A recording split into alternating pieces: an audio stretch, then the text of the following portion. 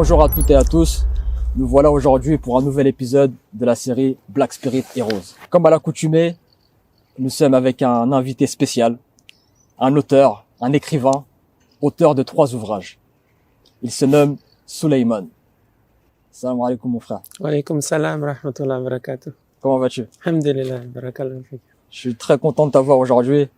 Tout l'honneur est pour moi, barakallahu, jazakallah khair. C'est vraiment un plaisir. Et merci. J'avais vraiment cette volonté de te rencontrer physiquement. On avait eu l'occasion d'échanger à distance, mais je trouvais vraiment que c'était important qu'on puisse se voir, échanger de vive voix, et surtout que tu puisses nous partager toute cette connaissance Inch'Allah. à travers cet épisode.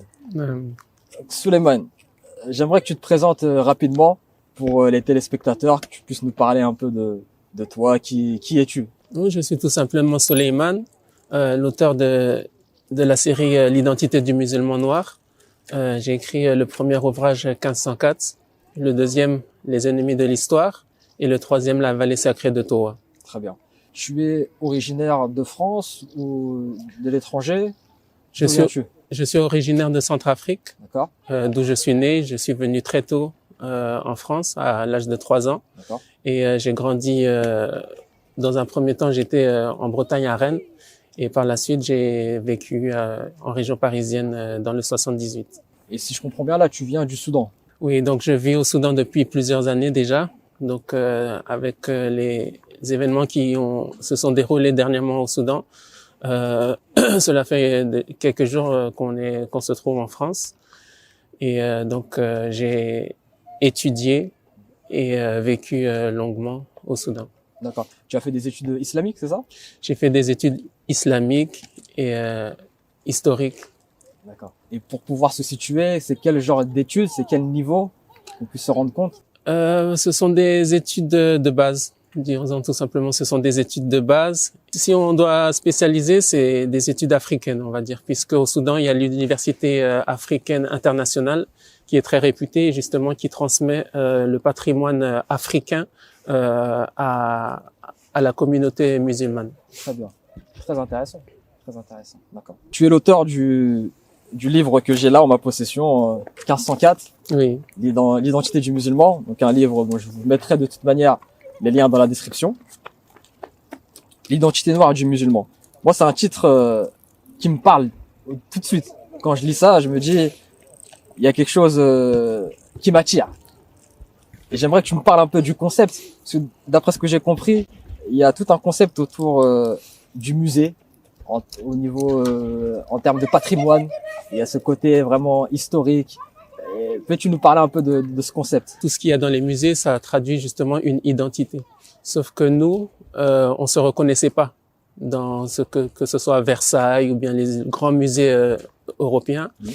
Et justement, on avait besoin de construire notre identité et de connaître notre place. Et justement, c'est pour cela qu'il y a eu que j'ai fait ce livre-là.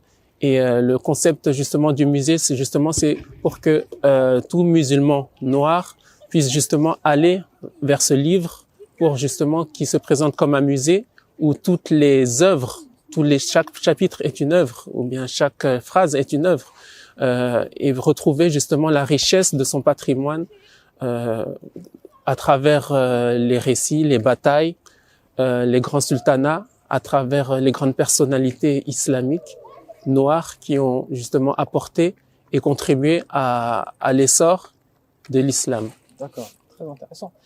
Et donc, comment t'es venue cette volonté de produire, d'écrire? Tu es écrivain à la base.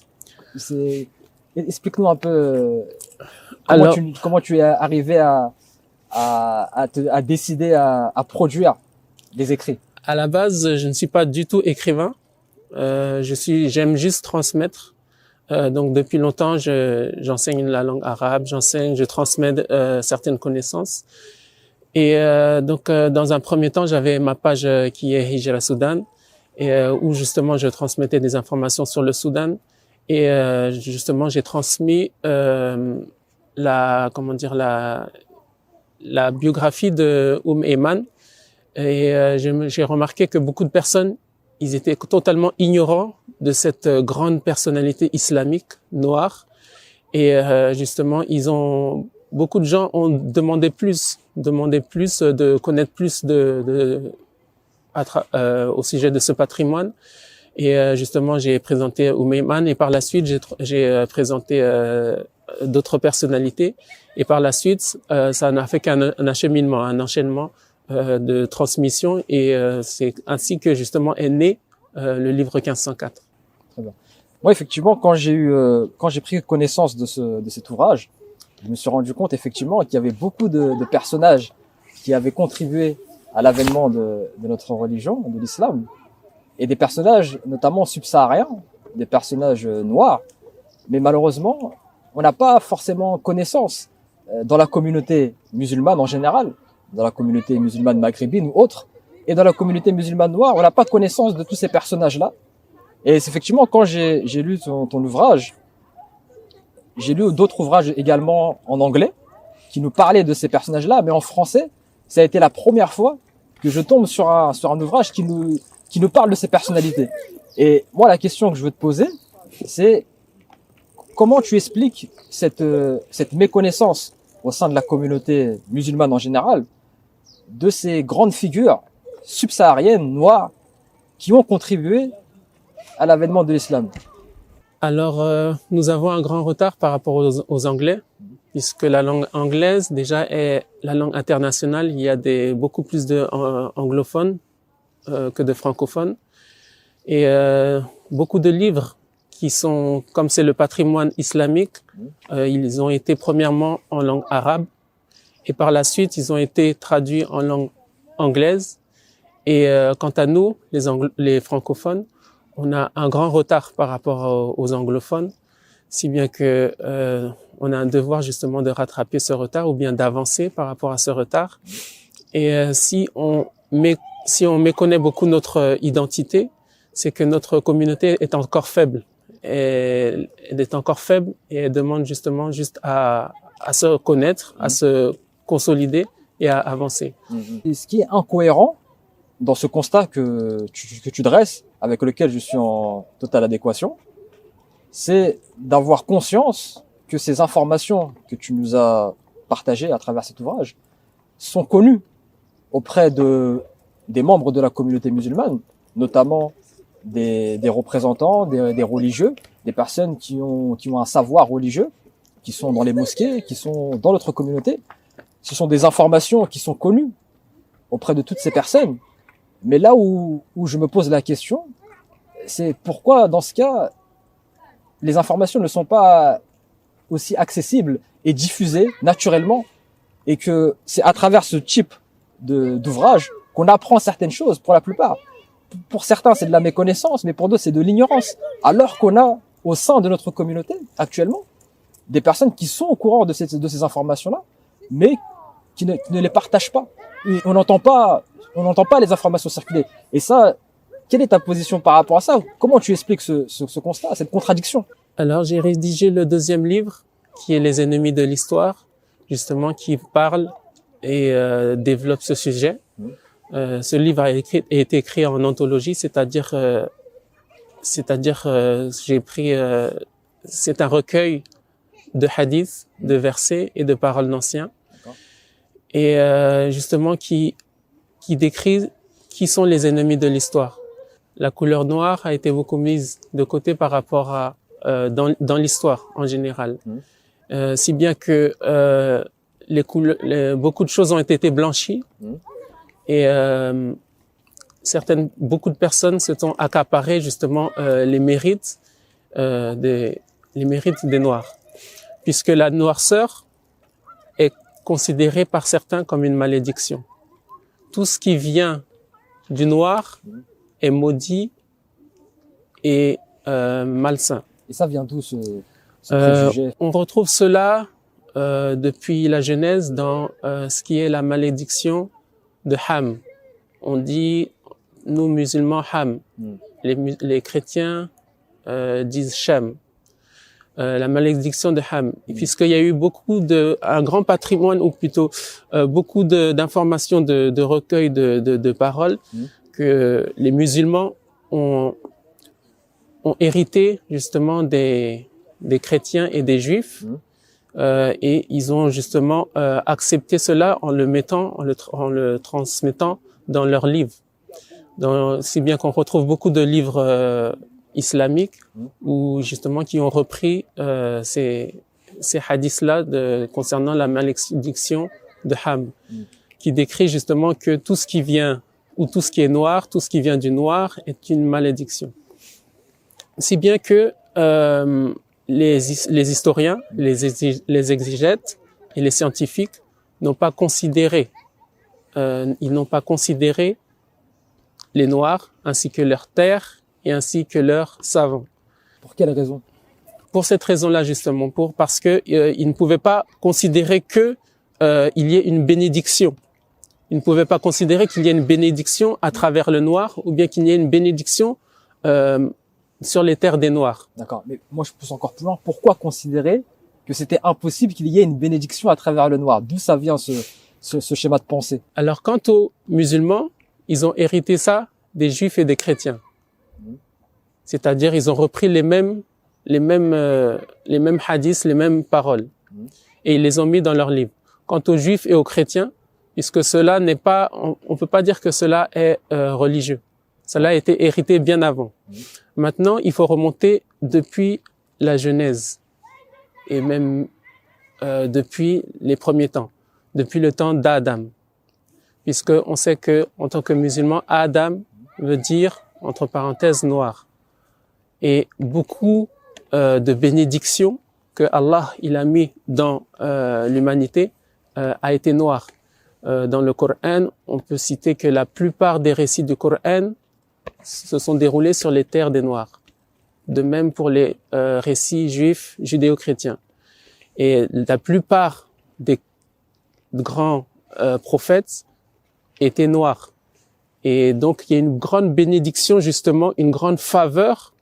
Cette faveur-là, on peut la retrouver dans l'exemple de Shaitan, justement, qui s'est anobli et qui s'est pris meilleur que Adam en disant tu m'as créé de feu alors que celui-ci tu l'as créé de terre. Donc il ne pouvait pas se prosterner, s'incliner devant celui que Allah a choisi.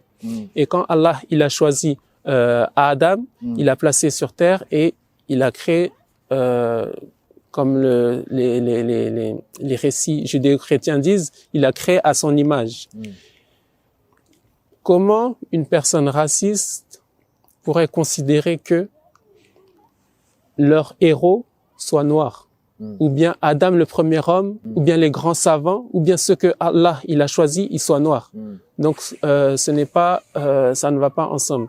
Si bien que ces personnes-là, que j'appelle les ennemis de l'histoire, ils ont tout blanchi, jusqu'aux hindouistes qui ont blanchi ou bien bleui leur divinité. Jusque dans les grandes personnes, les grandes personnalités, les grandes divinités gréco-romains qui étaient, dont beaucoup qui étaient noirs, se sont retrouvés blanchis. D'accord. Donc si je comprends bien, pour résumer, le fait que Allah, le Créateur, a mis à travers l'homme noir sa bénédiction originelle à la création du monde, ça a été pour les ennemis de l'histoire, comme tu les appelles, quelque chose qu'ils ne pouvaient pas accepter par orgueil. Exactement. Et cet orgueil qui s'est manifesté par du racisme, les a poussés plutôt à blanchir, à falsifier l'histoire et à ne pas reconnaître le caractère négro-africain de ces personnages depuis la création depuis Adam, alayhi salam. Si je comprends bien. Exactement. Et c'est pour ça qu'on est aujourd'hui dans cette situation où on subit plus ou moins cette modification de l'histoire, cette rétention d'informations et surtout ce manque au niveau des écrits, au niveau de tout le patrimoine littéraire islamique.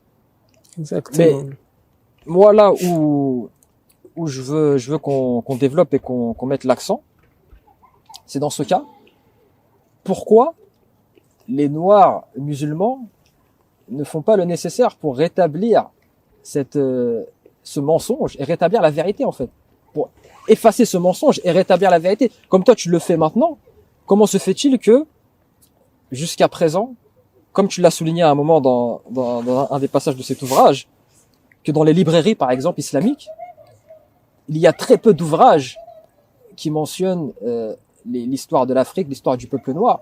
Qu'on a beaucoup d'ouvrages sur les empires, par exemple, turcs, byzantins, perses, mais aucun sur les royaumes africains, alors que ce n'est pas ce qui manque. Pourquoi il y a cette absence dans la science de personnages contemporains noirs qui disent tout simplement les choses, étant donné que, si j'ai bien compris, nous sommes du côté de la vérité. Ce n'est pas de la propagande, ce n'est pas du mensonge, c'est juste une histoire qui a été enfouie, qui a été volontairement mis de côté, qui a été volontairement falsifiée. Dans ce cas, pourquoi ce n'est pas aussi simple de rétablir les choses naturellement? Les musulmans noirs ont beaucoup travaillé sur cela, dès la genèse même de l'islam. C'est-à-dire qu'il y a eu des grands savants qui ont mis l'accent sur les bénédictions et les faveurs de l'Afrique, tout comme les bénédictions et les faveurs des peuples noirs. Cependant, il y a une délocalisation de l'islam. Il faut savoir que les Arabes, au temps du prophète alayhi salatu wassalam, ne se considéraient pas comme blancs. Et ils n'étaient pas blancs, ils étaient noirs. Et ils se considéraient comme des noirs. C'était des noirs africains ou juste des noirs au niveau de l'épiderme? Au niveau de l'épiderme. Mais ils étaient arabes, Ils à la étaient peau noire. arabes à la peau noire. Puisqu'il faut savoir également que les Arabes, l'Arabie est une partie de l'Afrique. Et avec le temps, comme on connaît l'évolution des continents, ça s'est séparé. Mais l'Arabie reste collée au Soudan. Un prolongement. Voilà, c'est un prolongement, comme on pourrait dire les Comores, Madagascar sont des prolongements du continent africain. Et les Arabes ont tout le temps vécu, cohabité avec les peuples noirs. Après le temps des Sahaba, il y a eu un temps où justement les capitales islamiques se sont dirigées vers le nord.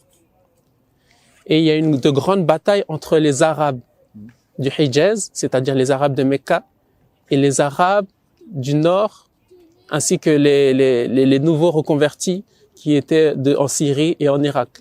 Il y a une grande bataille sur l'épiderme même. Cette bataille-là, que je retrace très bien dans Les ennemis de l'histoire, sont une bataille entre Arabes, que ce sont les Arabes du Nord et les Arabes du Sud, puisque les Arabes du Nord, qui cohabitaient avec les Perses, les populations blanches, ne pouvaient pas reconnaître les Arabes du Sud, qui étaient pour la plupart noirs et qui étaient pour la plupart illettrés, comme le prophète alayhi salatu wassalam. Ils ne pouvaient pas reconnaître que eux, ils leur apportent la science, ils leur apportent justement la religion, si bien qu'ils se sont accaparés justement ces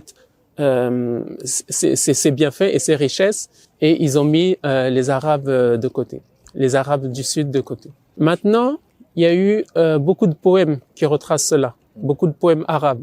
Il y a eu beaucoup de livres arabes, et par la suite, ils ont été traduits, certains ont été traduits, et tout au travers l'histoire, depuis la naissance de l'islam, il y a eu beaucoup justement, au travers les poèmes, au travers les livres, on a un grand patrimoine sur tout cela qui demande juste à être traduit. Est-ce que tu pourrais nous citer brièvement certains de ces personnages, certains de ces savants noirs qui ont contribué, notamment, comme tu le dis là à l'instant, mais pourrais-tu nous citer quelques noms, quelques références pour ceux qui sont intéressés? Alors, il faut beaucoup se pencher sur Saïd ibn Jubayr, qui était une personnalité très importante. On va citer par exemple Jahiz également, le grand poète Jahiz, qui a fait un grand poème. Mais Saïd ibn Jubayr, il était bien avant Al-Jahiz. C'était quelle époque à peu près? Alors Saïd ibn Jubayr, c'est un tabi'in. C'est un tabi'in. Mais il a rapporté beaucoup de paroles et de hadiths, de paroles qui justement mettent en valeur les terres noires ainsi que les personnalités noires de l'islam. Et dans les savants, y a-t-il d'autres personnages qui susciteraient aussi de se pencher. Dans les grands savants de l'islam, on peut citer par exemple As-Sayyuti, l'imam As-Sayyuti, qui a fait beaucoup de livres et dont tous ces livres, justement, sont des œuvres. Et également Ibn al-Jawzi, qui était bien avant As-Sayyuti, et donc qui a fait qui eux ont fait de grands livres et qui nous ont apporté un grand patrimoine justement sur lesquels on peut se référer. D'accord. Et ce sont des personnages issus de quelle région d'Afrique? Alors il faut savoir que ces grands savants-là, ils n'étaient pas africains, enfin noirs, mais ils ont vécu. Par exemple à Tombouctou, ils ont vécu sur le continent africain, sont allés, ils ont visité les terres noires. Si bien que ils connaissent, ils se sont familiarisés avec ces peuples noirs. Pour rester sur cet ouvrage-là, parmi les grands personnages qui ont contribué à l'avènement de l'islam, les personnages méconnus, notamment les compagnons ou les premiers martyrs, que ce soit femmes ou hommes, les premiers cavaliers. Enfin, est-ce que tu peux nous citer quelques personnages que tu as listé dans ton ouvrage, qui vont peut-être être des découvertes pour certains musulmans de notre communauté? Dans ce livre, 1504, j'ai cité plus d'une dizaine de sahaba noirs. Il y en a on sait que ce sont des sahaba noirs, et il y en a on ne sait pas. Comme Soumaya, qui était la mère de Ammar. C'était la première martyre de l'islam et une grande personnalité de l'islam. Comme j'ai cité précédemment, Umayman Baraka bin Salaba. J'ai mis ces personnalités dans le chapitre Hommes de l'ombre. Donc des personnes qui sont à l'ombre de l'histoire. Et pour cela que je n'ai pas cité Bilal. Bilal ibn Rabah, qui est une personnalité très connue. Que tout le monde connaît. Que tout le monde cite. Voilà, que tout le monde connaît et que tout le monde cite. Mais au contraire, justement, des personnes comme Ammar, qui était le fils de Soumaya, ou bien les enfants, Oussama, que ce soit Oussama ou bien Ayman, qui étaient les enfants de Umayman, ceux-là, on ne les connaît pas, mais ils étaient très noirs de peau et ils ont beaucoup apporté à l'islam. Et selon toi, pourquoi l'exemple de Bilal ibn Rabah radhiyallahu anhu revient souvent, alors que les personnages que tu viens de citer précédemment sont malheureusement méconnus? Comment tu expliques ce déséquilibre dans l'information? Alors, c'est une ouverture. C'est une ouverture, c'est-à-dire pour dire que il y avait des Noirs, comme à l'exemple de Bilal, sur les terres arabes. Maintenant, à nous, justement, de nous renseigner un peu plus et de faire plus de recherches pour... Bonjour. C'est à nous de faire plus de recherches pour découvrir que derrière Bilal, qui est un arbre que cache la forêt, il y a énormément de musulmans noirs qui ont contribué à l'essor de l'islam. Totalement d'accord. C'est à nous de faire l'effort. Mais malgré ça, ça ne répond toujours pas à la question pourquoi l'effort n'est pas fait naturellement par ceux qui enseignent la science, notamment en Occident, où on sait qu'en Occident, il y a beaucoup de problèmes entre les différentes communautés. Là, le cas surtout de la France, qui est un cas spécifique. On peut aller dans d'autres pays, on rencontre pas forcément ce genre de rapport, mais les pays francophones, généralement, ce sont des pays où vivent plusieurs communautés, enfin plusieurs musulmans d'origine différente. Et donc dans ce contexte-là, où malheureusement il n'y a que Bilal qui est mis en avant, comment on peut expliquer ce rapport, alors que, comme tu l'as très bien dit, Bilal c'est l'arbre qui cache la forêt, mais pourtant la forêt n'est pas n'est pas présentée. On ne peut pas attendre des autres qui fassent notre travail. Ce travail-là, le mettre en avant, c'est à nous de le faire. Tout à fait. Maintenant, il faut savoir qu'on vit parmi les ennemis de l'histoire Mhm. qui justement exècrent la noirceur. Mhm. Donc, on ne peut pas, que ce soit des musulmans ou bien des non-musulmans, bien sûr. On ne peut pas attendre de ces gens-là qu'ils justement mettent le patrimoine noir du musulman noir en avant. Et s'ils mettent Bilal, uniquement Bilal, c'est que pour bon, parce qu'ils ne peuvent pas le cacher. C'est un arbre qu'ils ne peuvent pas cacher. Mhm. Il y a eu beaucoup de livres et beaucoup de citations, beaucoup de hadiths sur lui Mhm. et sur lui et sa noirceur. Mhm. Mais quant aux autres, ça demande aussi de la recherche. Moi, je suis tout à fait d'accord avec cette position que les Noirs doivent tenir. Donc, l'identité du musulman noir, je pense que c'est également ça.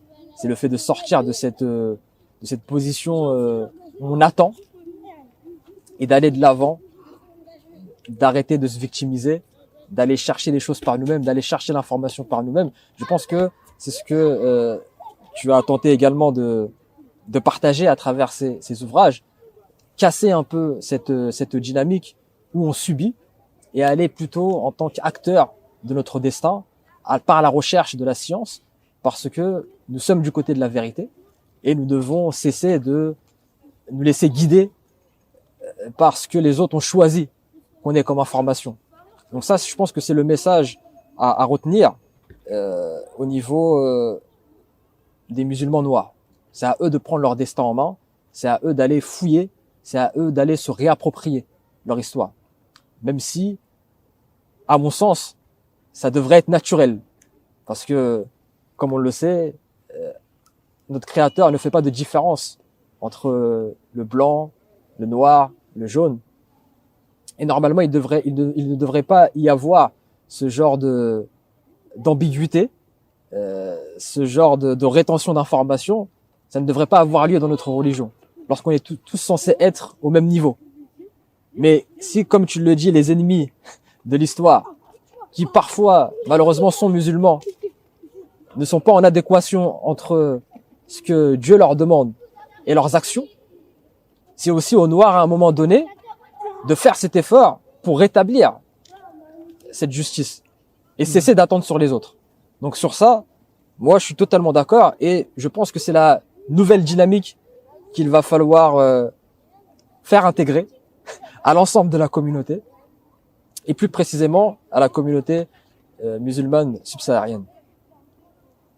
J'aimerais que tu nous parles des deux autres ouvrages que tu as écrits, que je n'ai pas encore lus, mais que je vais lire très prochainement, qui sont les ennemis de l'histoire, comme on a pu en parler jusqu'à présent, mais que tu puisses nous faire, on va dire, une synthèse, et également du dernier que tu viens d'écrire, sur la vallée sacrée de Toua. Alors, le premier livre, 1504, c'était un peu pour présenter l'identité du musulman noir.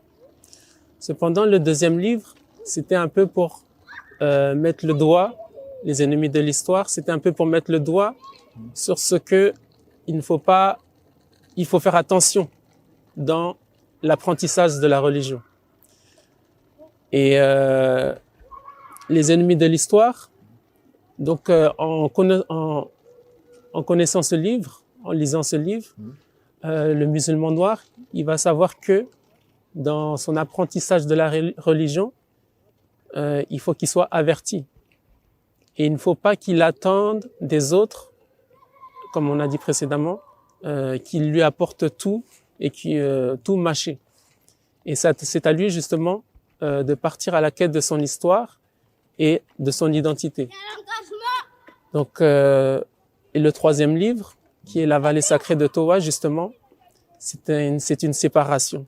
C'est-à-dire, c'est une vision noire de justement ce que Allah il nous a transmis à travers le Coran, puisque on a beaucoup d'exégèses, de livres justement qui nous parlent justement des récits de Moussa, qui est le récit le plus cité le plus répété dans le Coran, mais on n'a jamais réfléchi sur ces récits-là. Allah, s'il nous a évoqué ce récit-là maintes fois, il y a une raison. C'est pour nous faire méditer. Le Coran, c'est un livre justement où on doit méditer. Mais pourquoi il va répéter un passage, un événement, une dizaine de fois? Pourquoi? Il faut se poser cette question-là. Pourquoi Allah, il va nous mettre ce prophète-là en avant? Donc, on n'a jamais réfléchi à la chose. Et le livre La Vallée Sacrée de Toa, justement, il en parle. Puisque la Vallée Sacrée de Toa, c'est d'après un verset. Le verset, quand Allah, justement, il a appelé son serviteur Moussa pour lui transmettre les commandements à la Vallée Sacrée de Toa, qui était la première révélation, la première fois que Allah, il a parlé à son serviteur. On retrouve cette allusion dans la sourate Al-Nazi'at. On retrouve cela dans la sourate Al-Nazi'at et dans la sourate Taha. D'accord. Et beaucoup d'exégètes ont placé cette vallée sacrée très loin de sa vraie localisation. C'est-à-dire qu'ils l'ont placé en Arabie, en Jordanie, en Palestine, au Sinaï. Mais alors que dans ce livre, on va voir que tout nous montre que cette vallée sacrée, sa vraie place est justement la vallée sacrée du Nil.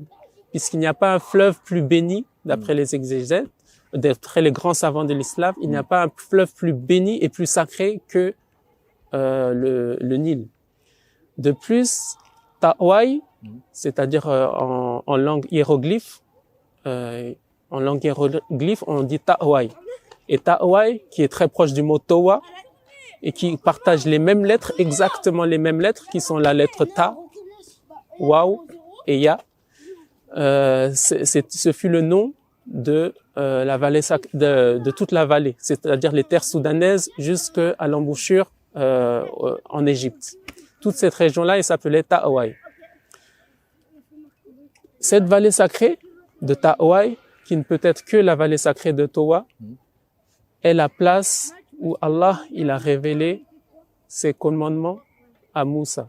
Donc ce livre, justement, il va placer la vallée sacrée de Towa à sa juste place et avec beaucoup de preuves scientifiques, bibliques et coraniques. Et selon toi, même si je pense que ça revient encore à ce qu'on a dit précédemment, pour quelle raison encore on a cette falsification, ce désir de prendre de connaître une localisation d'un lieu, donc saint, en terre noire, et pourquoi le changer de place et le mettre à un autre lieu sur une terre blanche? Quel est le but recherché? Alors, comme j'ai dit précédemment, il faut prendre l'exemple du shaitan et Adam. Le shaitan, par jalousie et par orgueil, il a préféré la désobéissance et aller en enfer éternellement. Donc, il faut bien méditer, puisque même ce passage-là, il est répété maintes fois dans le Coran. Il faut bien méditer sur cet exemple. Et c'est cet exemple que justement le shaitan va insuffler à l'homme pour condamner l'homme à le suivre éternellement en enfer. Maintenant, ces gens-là, la malédiction qu'ils ont mis sur les enfants de Ham, sur Ham et ses enfants, c'est exactement la même chose. Une personne qui était bénie, que Allah il a choisi, qu'Allah il a anobli, que Allah il a parlé maintes fois dans le Coran, il a anobli ses terres. Il n'était pas possible pour ces gens-là d'accepter que la bénédiction émane de ces terres-là et que la bénédiction émane de ces descendants-là qui étaient noirs et qui étaient les descendants de Ham. C'est malsain et c'est vicieux, et c'est d'autant plus incompréhensible lorsque on a des personnes qui sciemment vont induire en erreur toute une communauté par orgueil. et qui vont directement salir en fait la religion, salir le sacré. Parce que là, on va aux antipodes de ce que le Créateur nous demande. Et c'est ça qui est incompréhensible.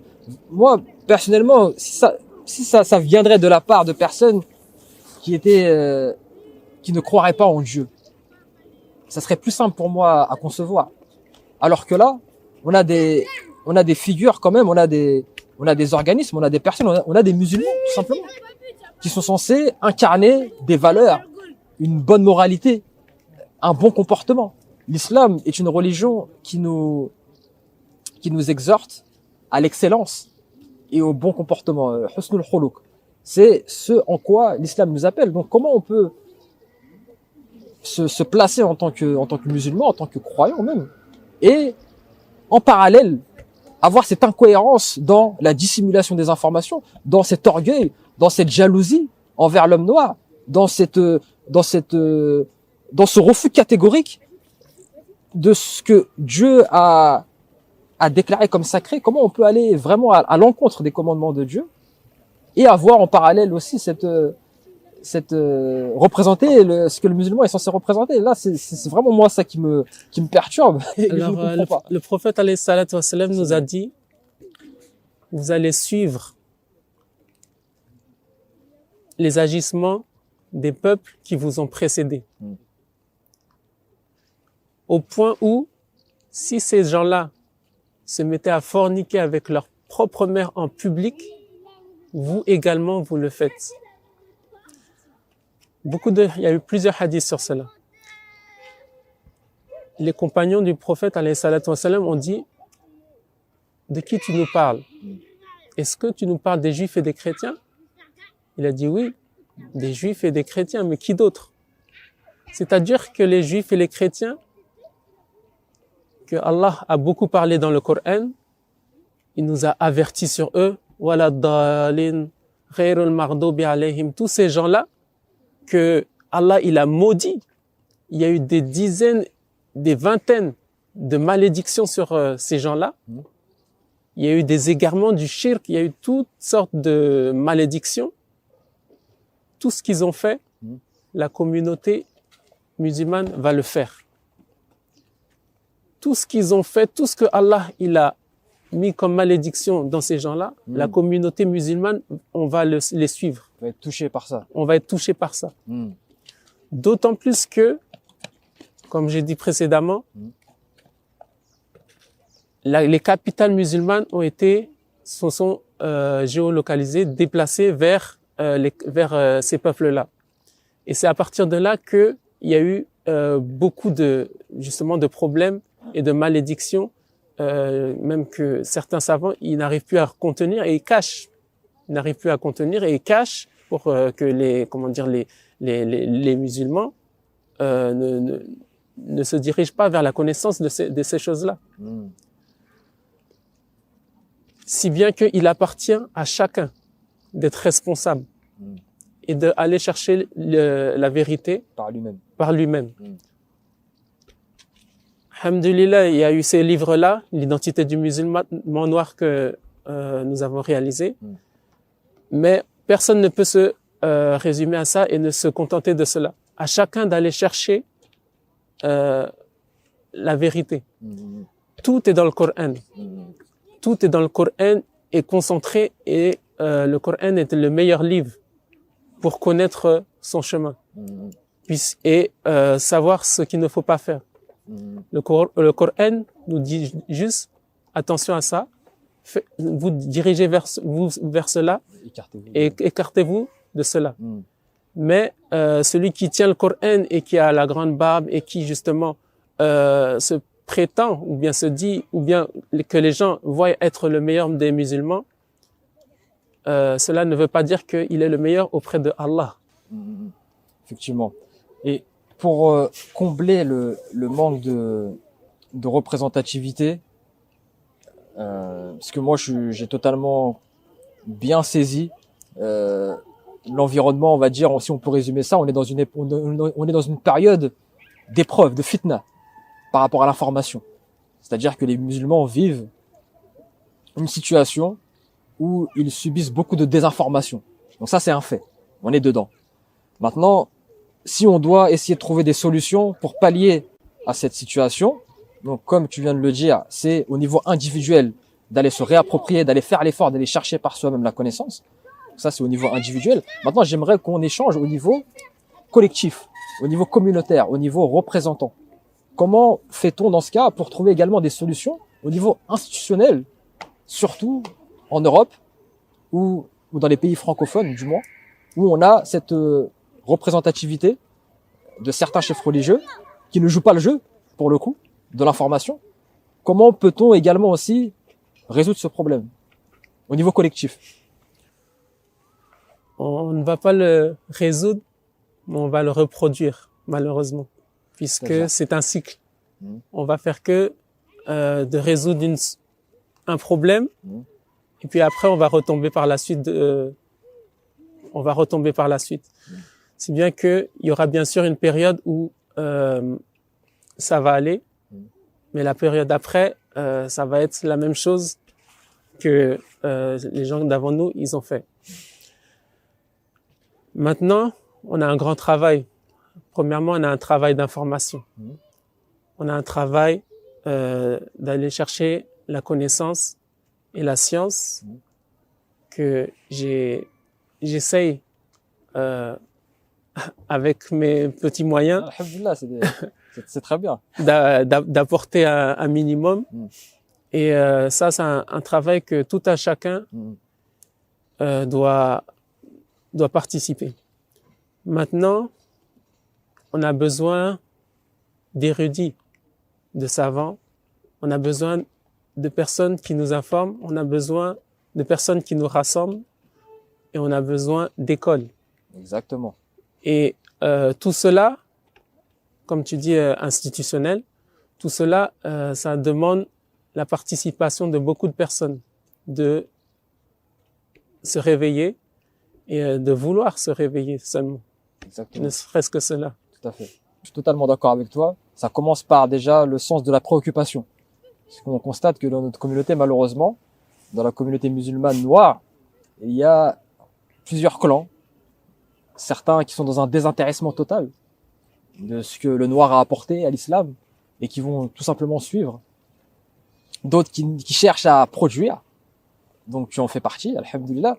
Produire des efforts intellectuels et présenter selon tes capacités ce que tu peux présenter.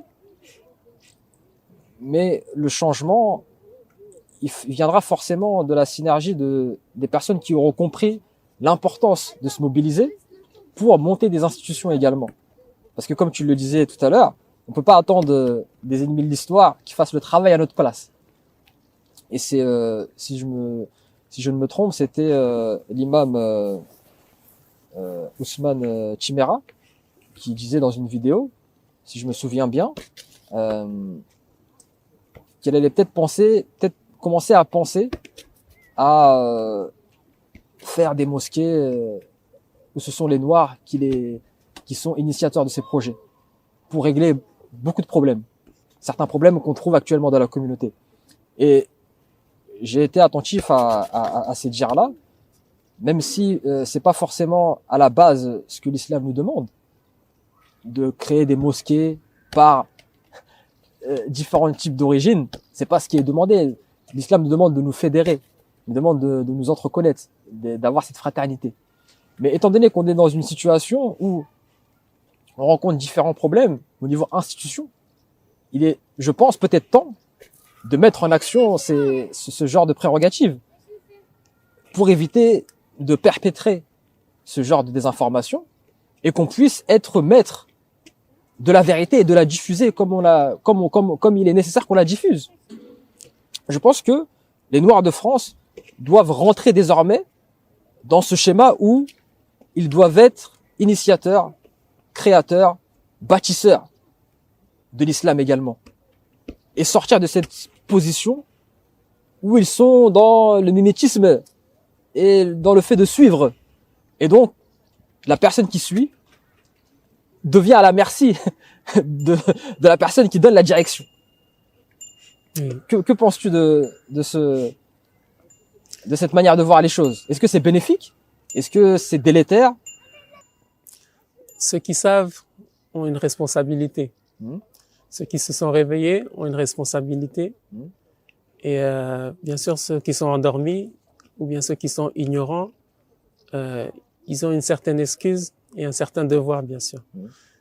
C'est à ceux qui savent et à ceux qui sont réveillés de justement de faire cet effort et de multiplier les efforts et de rassembler les gens.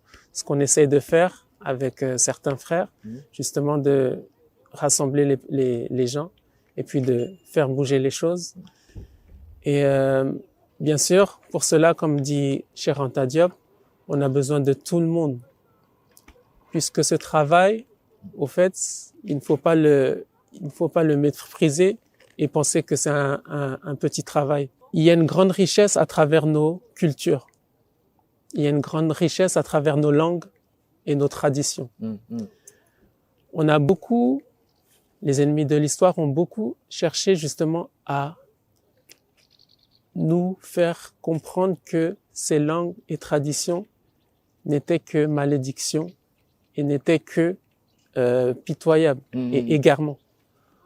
Alors que dans la vallée sacrée de Towa, j'ai extrait d'après certaines langues et d'après certaines traductions beaucoup de vérités, justement qui étaient cachées et qui se cachaient, qui étaient dissimulées dans le Coran et qui ne pouvaient être sorties que par ceux qui ont conservé leur tradition et leur langue. Il y a une grande bénédiction que Allah justement il a apporté et qu'il a maintenu et qu'il a conservé dans les peuples noirs, c'est que il n'y a pas de peuple noir qui après la colonisation et les religions, ils ont perdu leur langue tribale. Que ce soit du Soudan jusqu'en Sénégal, jusqu'en Afrique du Sud, tous ont maintenu leur langue tribale. Et cela n'est pas le cas en Afrique du Nord. Cela n'est pas le cas dans beaucoup d'autres régions. Et ça, c'est une grande faveur et c'est aussi un signe. Puisque il y a un verset, il y a 2 versets même, où Allah, justement, il joint les langues et le savoir. Les idiomes. Et les idiomes. Les langues, les couleurs et le savoir. Maintenant, comme dit Cheikh Anta Diop, j'ai cité précédemment, il a dit qu'il faut étudier nos langues. Nos langues ont besoin d'être partagées. De chaque langue, il faut sortir, comment dire, une science. Et une personne comme moi qui parle juste ma langue nationale, ce qui est le sango, le centrafricain, je ne peux pas connaître toutes les langues d'Afrique. Et pour cela, il faut des grandes universités justement où chacun, du plus profond de son village, vienne avec fierté dire que sa langue c'est comme si, et sa langue, elle est propre à justement à apporter et à contribuer au patrimoine de l'humanité, au patrimoine de toute l'humanité. Donc ce travail-là n'est pas négligeable et il faut à chacun justement, à nous premièrement qui ont un petit savoir de le transmettre et à chacun justement de participer à cette transmission. C'est très intéressant le point que tu as abordé sur les traditions, sur la culture, notamment la langue. Étant donné qu'on aborde ce sujet-là, que répondrais-tu, que dirais-tu aux Noirs de la communauté qui ne sont pas musulmans, qui sont dans des spiritualités différentes et qui ne comprennent pas pourquoi les musulmans noirs sont dans cette religion et selon eux, le fait d'être musulman viendrait en contradiction avec la préservation de la tradition ancestrale, de la tradition négroïde. Que répondrais-tu à ces personnes de notre communauté qui font partie de la communauté noire et qui ont ce positionnement, qui ont ce préjugé, qui ont ce mode de pensée? Dans le livre La vallée sacrée de Torah, il y a un chapitre qui s'appelle « Sur les traces des prophéties du Nil ». Justement, dans ce chapitre-là, je mets en évidence le monothéisme justement des peuples du Nil, qui sont des peuples africains et noirs, comme tout le monde le sait. L'islam, le Coran, qui est descendu en langue arabe et qui parle de la plupart de ces récits des terres africaines et des peuples noirs, justement met en évidence et en valeur ces terres et ces peuples. Et l'islam n'est qu'une continuité, comme beaucoup de peuples du Nil actuels et avant cela, il n'est qu'une continuité de toutes les prophéties monothéistes qui ont existé avant cela. Et il est une continuité et il est la finalité. Puisque on va retrouver les mêmes textes, les mêmes ressemblances, le même esprit islamique dans ce que les anciennes prophéties du Nil avaient révélé et qu'on peut retrouver aujourd'hui dans les hiéroglyphes et d'après les égyptologues. Donc si je comprends bien, il n'y a aucune différence dans le fond, c'est uniquement la forme qui change. C'est-à-dire les personnes qui sont actuellement, qui se revendiquent actuellement traditionnalistes, kémites, axés sur les spiritualités africaines, si on résume bien, c'est uniquement la forme qui change. Mais le dogme reste le même, le dogme du monothéisme, le lien avec le créateur est le même. C'est juste la forme qui a changé jusqu'à aujourd'hui. C'est bien ça. Donc le Coran nous donne en rappel l'histoire de Nuh. L'histoire de Nuh, au fait, Nuh, il est considéré comme le premier prophète. C'est-à-dire qu'avant lui, il n'y avait que des sages, des nobles, et qui n'avaient pas reçu de livre ou bien de prophétie. D'accord. Et ces personnes-là se transmettaient l'héritage de bouche à oreille, de père en fils. Mais il n'y avait pas d'écrit. À partir de Nuh, Allah, il avait révélé, descendu le premier écrit, qui sont les manuscrits et le livre de Nuh. C'était le premier livre et par la suite le dernier livre qui est aujourd'hui le Coran. Il y a beaucoup de choses qui se sont passées. C'est-à-dire, il y a eu des personnes sages qui ont transmis, mais la transmission a été erronée, ou bien la transmission a été falsifiée, ou bien la transmission a été, comme on vient d'en parler précédemment, les gens ont blanchi l'histoire, les gens ont fait user justement de la, comment dire, des révélations prophétiques et s'en sont attribués justement tout le mérite, ou bien pour des intérêts mondains ont utilisé tout cela. Donc ça, il n'y a pas d'homme qui est à l'abri de cela. Si bien qu'aujourd'hui, que ce soit en Afrique ou partout dans le monde, on n'est pas à l'abri de savoir est-ce que cela est arrivé à nos pères ou nos grands-pères ou ceux d'avant, puisqu'on ne sait pas jusqu'où ça peut aller. Allah, il envoie des messagers justement pour apporter le livre et nous guider et mettre les choses claires.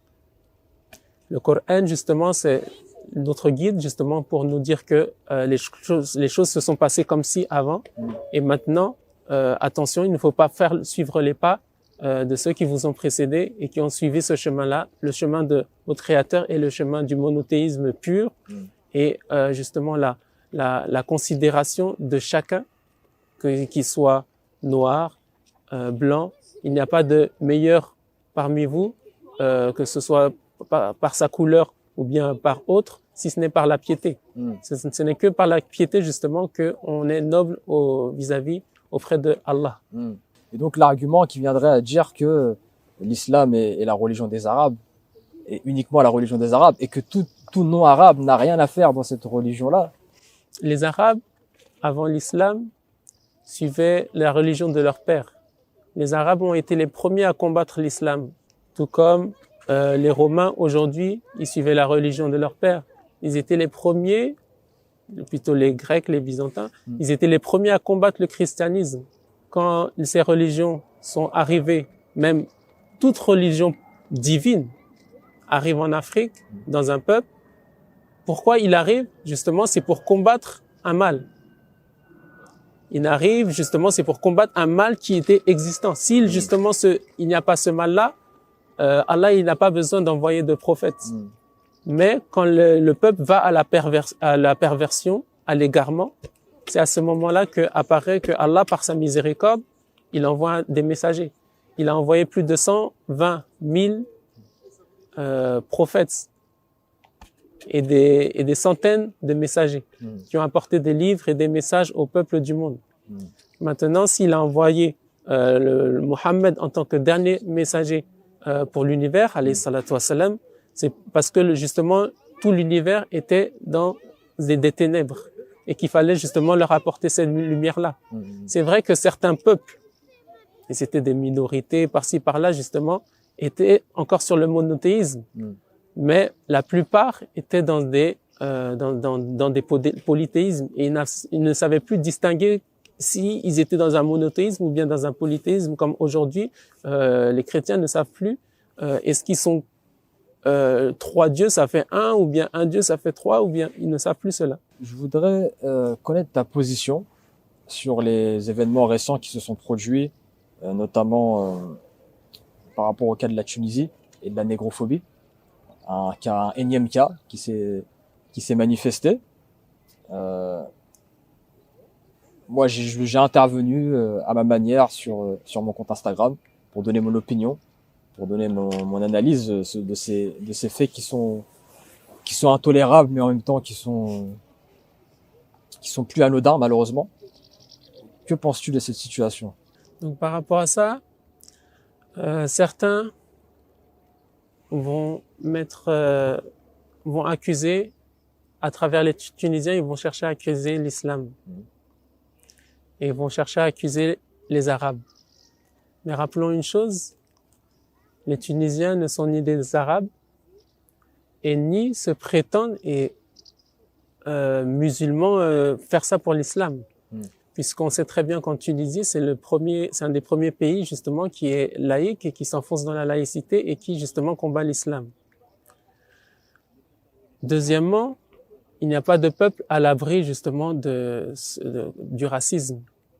À partir du moment où ce peuple justement s'éloigne de l'islam, et il n'y a aucun peuple qui est à l'abri du racisme. Bien sûr, cela on condamne à 100%. Terre de sincérité, c'est le nom de la maison d'édition, si je comprends bien. Alors, Terre de sincérité, donc premièrement, cette banderole-là qui se trouve sur mes 3 livres, c'est une banderole comme un avertissement. Parental Advisory Explicit Lyric. Pour les connaisseurs de hip-hop. Voilà. C'est-à-dire que la personne qui l'ouvre ça, il arrive sur une terre de sincérité. C'est un avertissement justement pour dire que on va parler sincère ici. Quels sont les prochains ouvrages de la terre de sincérité? As-tu une exclue à nous communiquer sur la suite des travaux? Bon, premièrement, je rappelle une chose, ce que je dis ni un érudit, ni un savant, ni autre, et que je ne fais que transmettre des informations. Et il faut savoir également qu'il y a un grand travail que se doit de faire le musulman noir, tout musulman noir. Et d'autant plus que ces livres-là qui n'auront certainement pas leur place dans les maktabas officiels classiques. Ce qui est pas normal. Il y a beaucoup de travail à faire que malheureusement on n'a pas été assez représenté.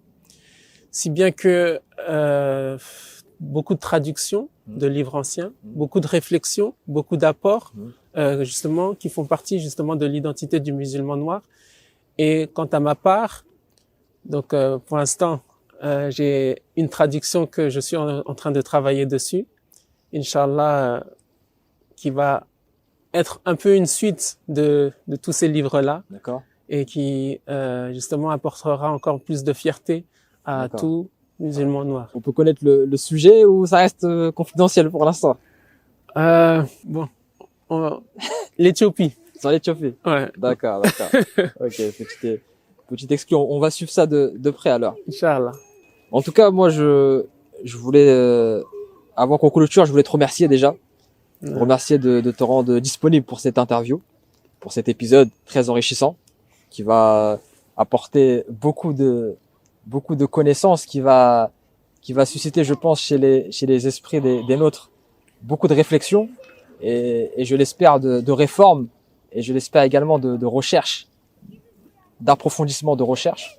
Je tenais à te remercier par rapport à tes travaux, par rapport à tes productions littéraires, par rapport à cet effort que tu as fourni, qui va servir à la communauté, pour moi, noire, musulmane, mais au-delà, qui va également apporter également son édifice en termes de connaissances auprès des musulmans qui sont non noirs, mais également des non musulmans. Parce que, par exemple, dans cet ouvrage-là, j'ai vu que tu avais fait le lien entre les livres chrétiens, les livres autres que musulmans, et tu avais fait les liens par rapport à la mise en valeur des différents royaumes et la place de l'homme noir dans les différentes religions. Donc en tant que musulman, je trouve que c'est salutaire également d'avoir fait ces liens-là qui vont forcément parler à d'autres noirs de la communauté et qui sont dans d'autres religions. C'est une manière également de fédérer et je trouve que c'est intéressant. Donc pour tout cet effort, je tenais important de remercier qu'Allah te compte cet effort dans ta balance le jour de la pesée.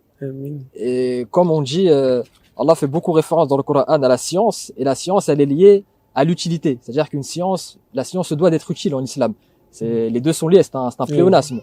Et à l'inverse, des personnes qui vont avoir de la science, mais cette science ne va pas être utile. Et Allah fait le parallèle dans le Coran en nous expliquant que ces personnes-là sont similaires à un âne qui porte des livres. Et alhamdoulilah, l'effort que tu as produit, les fruits qu'on en trouve actuellement, cet engouement qu'il y a vers le fait de se réapproprier notre histoire en tant que noirs musulmans, pour moi, ce type de production rentre dans cette dynamique-là. Donc pour cela, je tenais à te remercier de la manière la plus sincère. Et j'espère que les prochaines productions seront également très intéressantes. Et je suis persuadé que ça sera au niveau de ce que tu as déjà produit. Donc pour information, ce livre-là, et également les deux autres qui ont été cités, Les ennemis de l'histoire et La vallée sacrée de Toua, sont disponibles sur Internet, sur Amazon, c'est ça? Oui. Je mettrai les liens pour les commander dans la description. Donc c'est une trilogie. C'est des livres qui sont en tout cas du moins celui-ci est très accessible. Oui. Il est très facile à lire et il est pas très il a vraiment la bonne taille. Il est pas très court, il est pas très long. Voilà. C'est vraiment un livre qu'on peut lire très rapidement. Donc je vous le conseille de l'acheter c'est une trilogie, donc mieux vaut prendre les trois directement. C'est pas très cher, je crois qu'il tourne autour de 15 euros. 15 euros le livre, hein, c'est ça? Oui. Donc 45 euros. On sait très bien qu'on a suffisamment de budget lorsque c'est pour d'autres dépenses. Donc si vraiment vous avez cette préoccupation-là de vous réapproprier votre histoire en tant que noir musulman, pour moi c'est un devoir pour tout le monde. Des livres de ce genre devraient être dans chaque bibliothèque de tout musulman, noir comme non noir, parce que ça fait partie du patrimoine historique musulman. Donc je vous invite vraiment à vous procurer ces ouvrages qui vont vous permettre d'ouvrir des fenêtres, de sortir de certains préjugés et surtout de replacer l'homme noir à sa véritable place. Non pas dans une volonté d'orgueil, mais tout simplement le mettre à la place à laquelle il doit être, tout simplement. Voilà. Pour dernier mot, j'ai pour habitude d'offrir le mot de la fin à mes invités. Je te laisse donc ce privilège. Barakallahu fik, merci de ton invitation. Wa fik baraka. Et on espère que le message il va passer.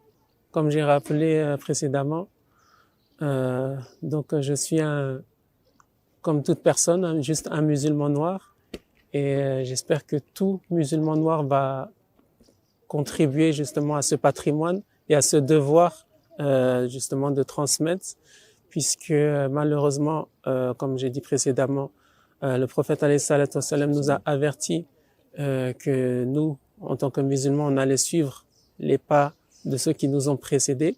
Et on sait que ceux qui nous ont précédés, ils ont falsifié leurs livres, ils ont trahi l'histoire. Donc, il y a beaucoup de choses qui sont dans les livres des exégètes qui justement demandent justement rectification et qu'on se refasse à nouveau, Inch'Allah, un nouveau Tombouctou. Inch'Allah. En tout cas, j'en ai l'intime conviction. J'en ai l'intime conviction et je sens que le moment est venu pour l'homme noir de reprendre sa place. En tout cas, je te remercie mon frère. Barakallahu fik. Et je vous donne rendez-vous le mois prochain pour un nouvel épisode avec un nouvel invité. Prenez soin de vous, prenez soin de vos proches. Inch'Allah.